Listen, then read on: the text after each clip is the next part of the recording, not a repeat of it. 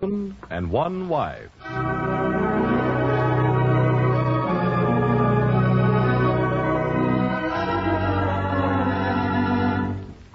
A 1,001 Wives. An album of portraits among whose subjects many should be familiar to you who are husbands and to you who are wives.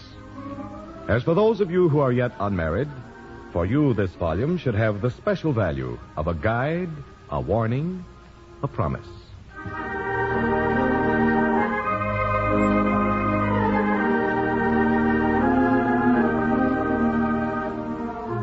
Marriage, with its problems and joys, its tears and smiles, is a venture and an adventure to be welcomed lightheartedly and willingly. But yet, there are times when a shadow of the past darkens the brilliance of the future. There are times when the happiness of one unwittingly brings sorrow to another. Here is the portrait of Laurie O'Donnell. Yes? Can a prospective and very nervous husband get a little sympathy around here? Silly, I'm arranging my glory, and I can't be bothered with you. You'll find my gaunt body on your doorstep then, I promise. Oh, heavens. Tragedy on the eve of happiness. Will you promise to leave in 2 minutes? Cross my heart. Very well, then, come on in. Hello, darling. Oh, Jerry. Gorilla. And I thought all along that you were human. No, positively simian. All the characteristics, including a liking for coconuts. Getting scared? Mm-hmm. Just think. This time tomorrow, I've been Mrs. Jerry O'Donnell for 3 solid hours. Oh, horrible. You'll probably be half dead from bending over wash tubs by then. Brute.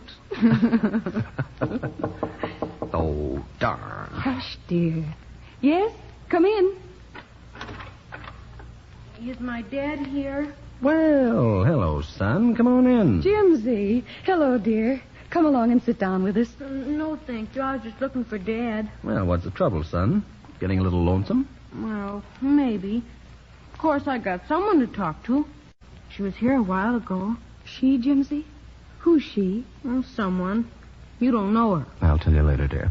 Jimsy, shall we walk out on the porch? You and me, Dad? Right.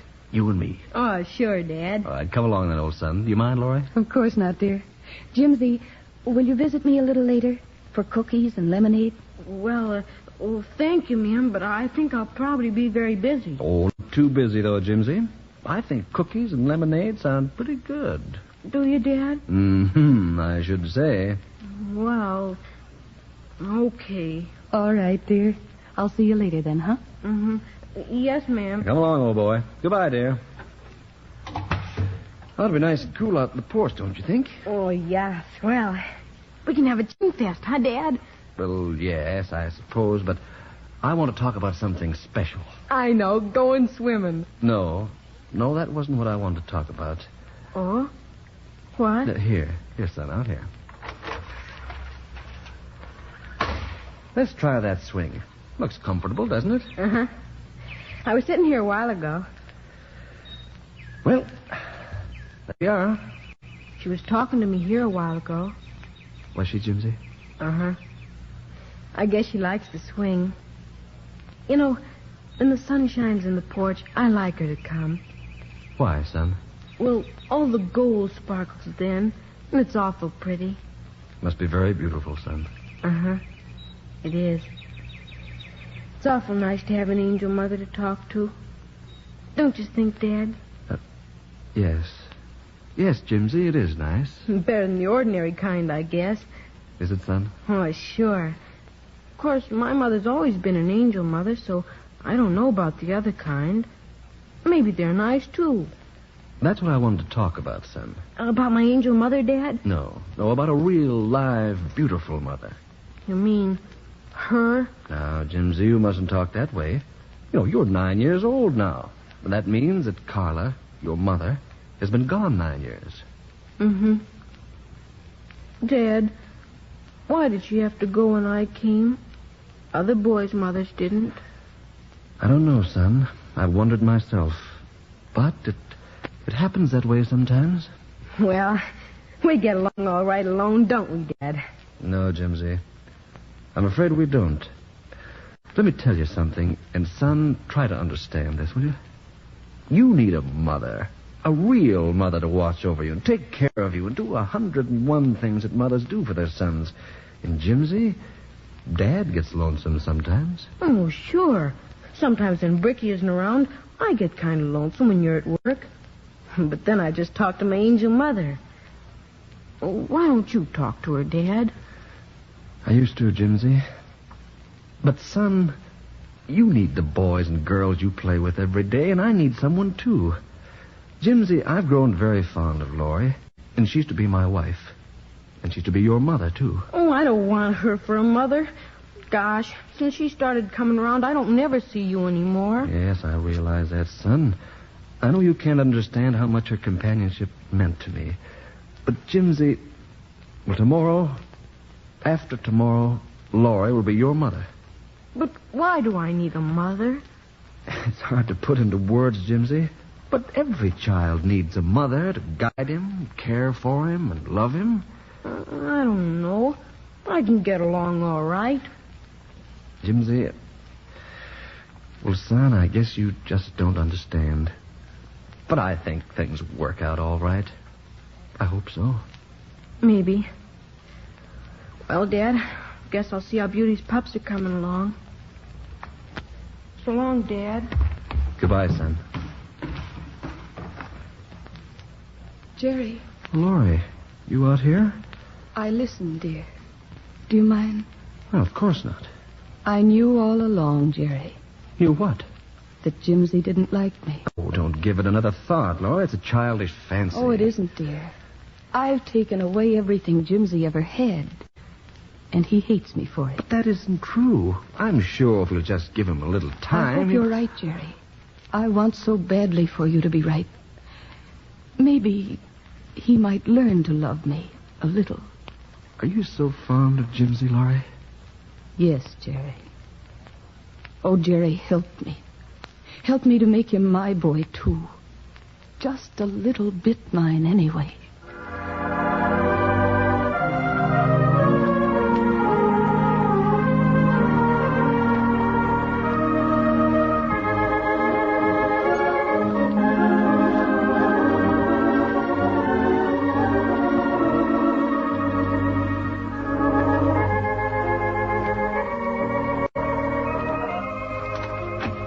Jerry, is that you? No, it's me. Jimsy, where have you been, dear? Oh, around. But your lunch.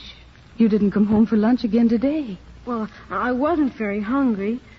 I guess I'll go upstairs now. I gotta wash up. Yes, dear, I know. Did you have fun today? Uh-huh. Yes'm. What did you do? Oh, things. Beauty looked pretty lonesome.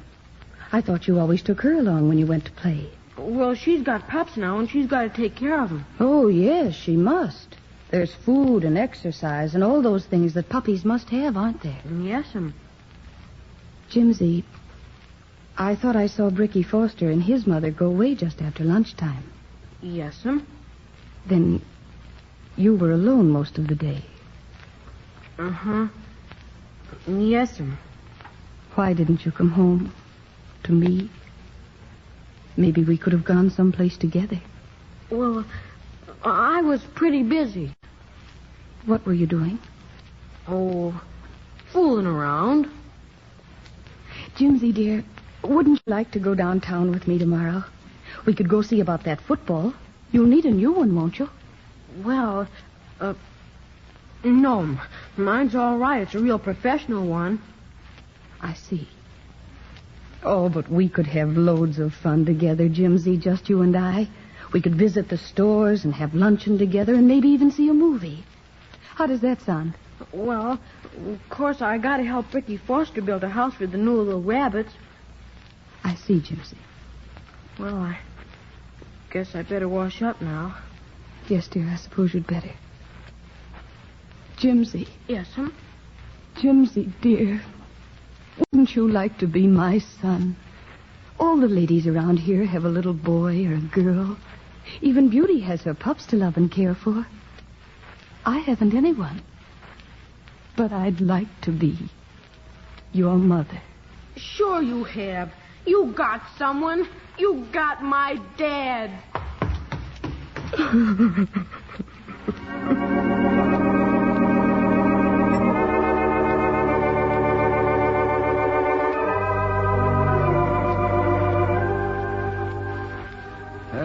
Gee, it feels good to stretch my legs in a comfortable chair again. Doesn't it? I've enjoyed this week since we came home. Have you, Laurie? Yes, of course. It's been grand. You're troubled, dear. Jimsy, isn't it? Yes, Jerry. His angel mother. This little complex of his.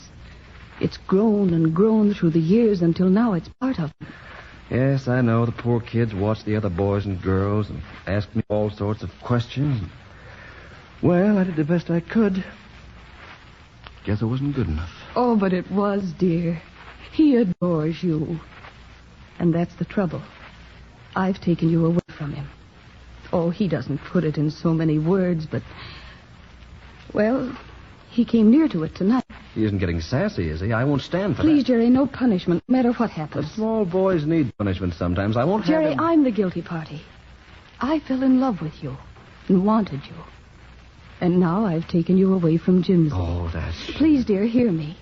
Jimsy believes this is what happened. He doesn't...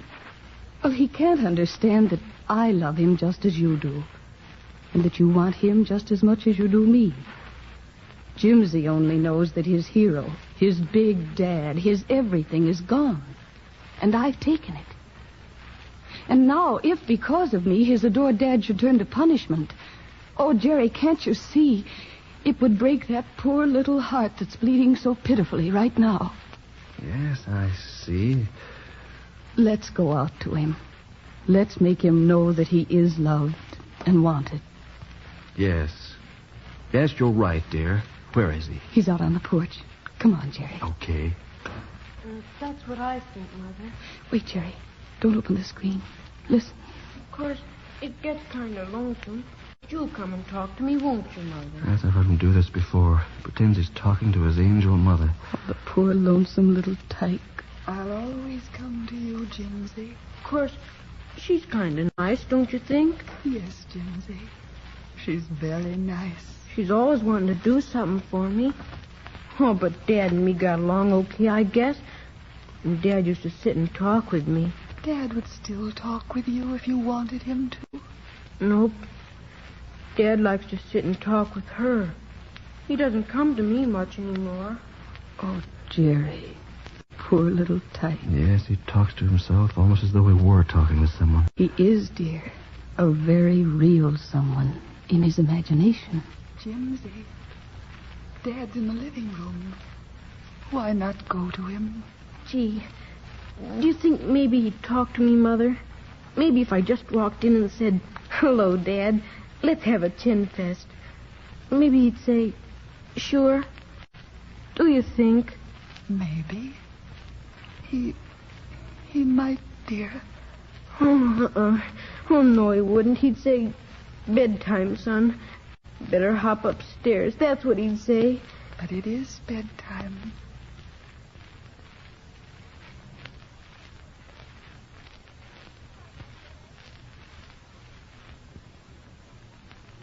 But it is bedtime. Uh-huh. Yeah, it's just about bedtime. Well, I guess I might as well go to bed, I guess. Jerry. Oh, Jerry, go out to him. Talk to him as you used to. Yes, dear. But won't you come? No, dear, just you. Go to him. He needs you so badly. Tonight, pretend with him. Pretend that I never existed.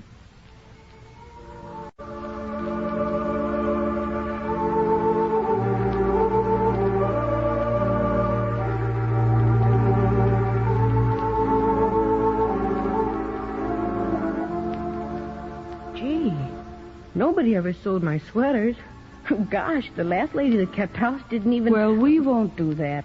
And while you're in school this afternoon, I'll skip down and get another. Well, maybe Dad could do that. Women buy kind of sissy sweaters. Sissy sweaters? Well, not for us. I'll find a football sweater if I have to turn the town inside out. You will? I certainly will. What would Dad think if we put a sissy sweater on you? Oh, gee, I didn't know ladies like football sweaters. Oh, I do. And what's more, I like football games. Maybe you'd take me to some this fall. Me? Well, gosh, maybe.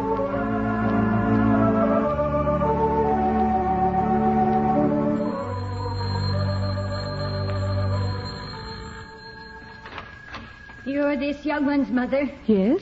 Come in. Well, he deliberately thrashed my boy and kicked him. Kicked him kicked him viciously. And I want you to... Mrs. Trumbull, it's not necessary for you to jerk Jimsy about by the arm. Please let him go. Thank you. Jimsy, come here, dear, and sit down. But he thrashed my boy, and he started that fight, too. Without a doubt, you heard your boy's story. Now, will you kindly permit me to hear Jimsy's story?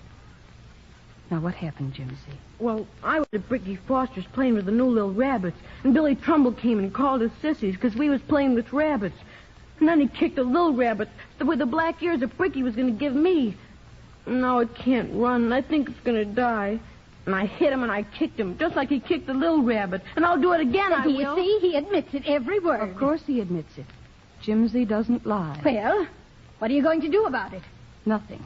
Your son deserves his whipping. You have the audacity Mrs. Trumbull, I hope that Jimsy will soundly thrash any boy who has the meanness to take his temper out on a tiny, helpless animal. A rabbit. I demand to know what you're going to do about it. Not a thing. I'd say that Jimsy has the situation well in hand. Why, the idea. I've never heard of such a thing. A boy isn't safe in this neighborhood with a little ruffian like that around. Well, Jimsy? Oh, I don't care. I'll do it again. I think you'd best forget it. No, sir. I'm going to hit him again. Jimsy, you whipped him once. Now let's not be a bully. Well, he just better not hang around me. He better not hurt my rabbit again either. Very well, Jimsy. We'll let it go that way then.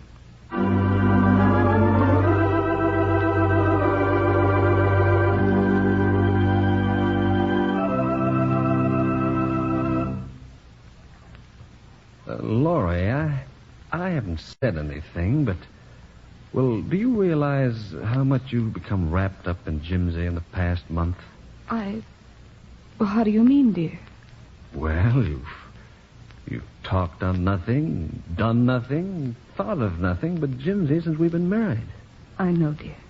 But that doesn't seem right. I think you're taking this problem of Jimsy far too seriously. I'm not, really, dear. If you could see him as I do. I watched him try to work out his own little problems, asking nothing of me or you. And it's pitiful to me, Jerry. I want so badly to win his confidence and his love. Laurie, I didn't realize you felt quite this way about him. You see, dear, he's clung so to you. He's known since he was a tot that something was wrong in his home. And he clung to you for love and help and encouragement. And then I came along. I took up your time, occupied your attention, and took you away from him. Now he has nothing. Oh, now, Laurie, that's just plain nonsense. Please, dear, Jimsy feels these things. I know. I've watched him, talked to him, and he doesn't trust me. You see, I've done him a terrible wrong, and I must right it. Don't you understand, Jerry? Yes, I guess I see what you mean, but what are you going to do? Just as I have done. I'm trying to be a mother as well as I can, even though he distrusts me, almost dislikes me at times. I'm trying to be fair in everything. I hope he'll see that.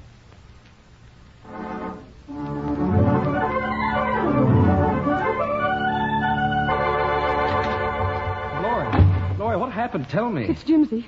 He was riding his bike and a truck hit him. Laurie, is he badly hurt? I'm afraid so, dear. Well, how did this happen? He was riding his bike on a busy street, going downtown, apparently. Downtown? Yes. His teacher called me before they brought him home. There was a little party of some kind at the school, and all the mothers were there. Some of the children laughed at Jimsy, so the teacher said she didn't know why. Then he ran out of the schoolroom before they could stop him. I think he was going to you, Jerry. Oh, the poor little chap. Oh, goodness, here's the doctor now. How is he, Doctor? I'm afraid the state of the child's mind is the worst complication. Now, probably you or Mrs. O'Donnell can keep him soothed best. Cool cloths to lighten the fever, Mrs. O'Donnell, and watch him constantly. Then call me at once if anything develops. Is there nothing at all that we can do, Doctor? I'm afraid not much but what I've outlined. I'll stop in again this evening.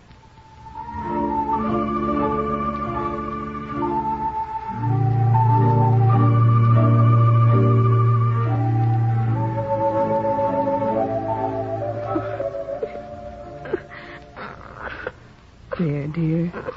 You'll be a little more comfortable, I hope. Oh, that terrible fever would only go. Poor baby. Just burning up. How is he, dear? About the same. Oh, Jerry, if we'd only known. If we'd only realized in time. We couldn't, dear. You mustn't blame yourself. And, Laurie, hadn't you better sleep a bit? Sleep? Jerry, I couldn't. Yes, but you'll be sick. You haven't had a wink in 40 hours or more. I couldn't leave him. Mother. Yes, dear. Oh, the gold sparkles, Mother. Oh. He doesn't mean me. And they laughed when I said it did. But they don't know, do they, Jimsy? No, they don't. They couldn't see you. No. No one can see me but you, Jimsy. I'll put this cool cloth on his head. There. Oh, your hands are so cool, Mother. I didn't know angel mothers had hands. Angel mothers haven't hands that you can feel, Jimsy. But I can feel your hands. Jimsy, let me help you.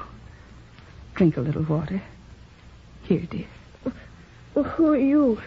You aren't my angel mother. No, dear. I'm your real mother. I haven't any. My mother's an angel mother. She was here, and now she's gone because you came. Mother. Yes, son. My head hurts. It's so hot. Can't you cool it? No, Jimsy. Angel mothers can't help. But you did. Your hands were cool and nice. I can help, Jimsy. Here we are. There now. Is that cool? I thought you said you couldn't, Mother. But you can. Of course I can, Jimsy. I can take care of you. I can't help you, Jimsy. I'm just an angel mother. Mom, stop now. You look just like her, Mother. Isn't that funny? Just like her. Jerry, I believe he's sleeping. And the fever, I'm sure it's going down. Oh, please, God, that it is.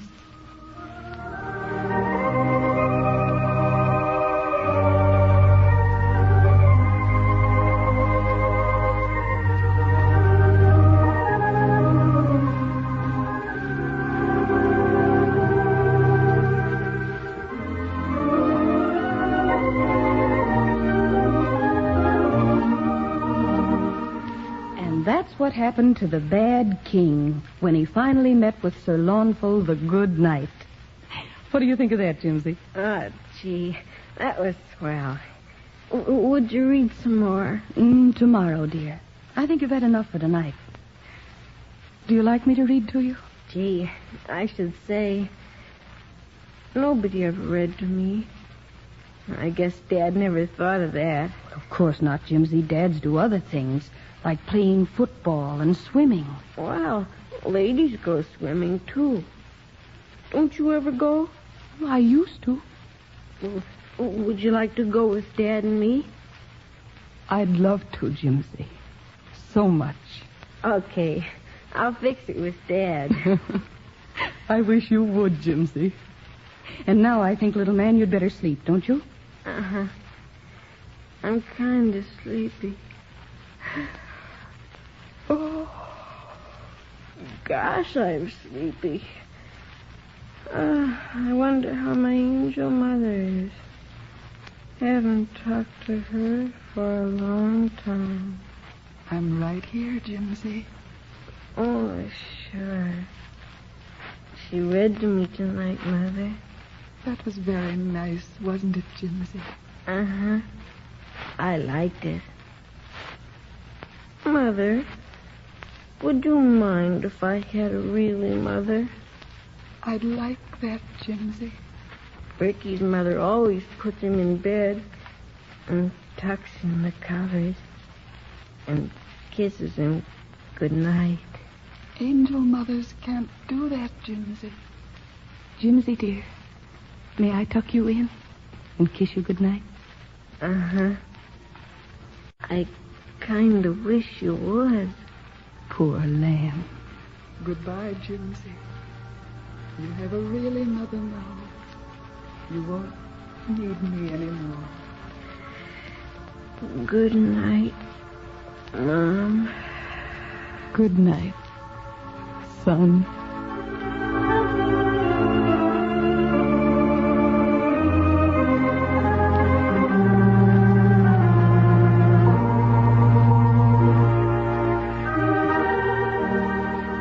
And thus we close the album on another portrait in our collection of 1,001 Wives.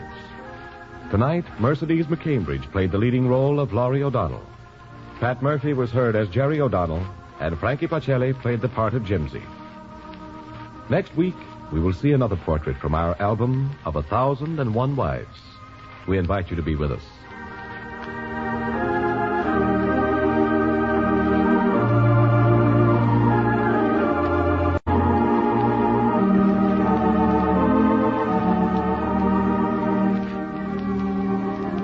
This program came to you from our Chicago studios, and this is the National Broadcasting Company.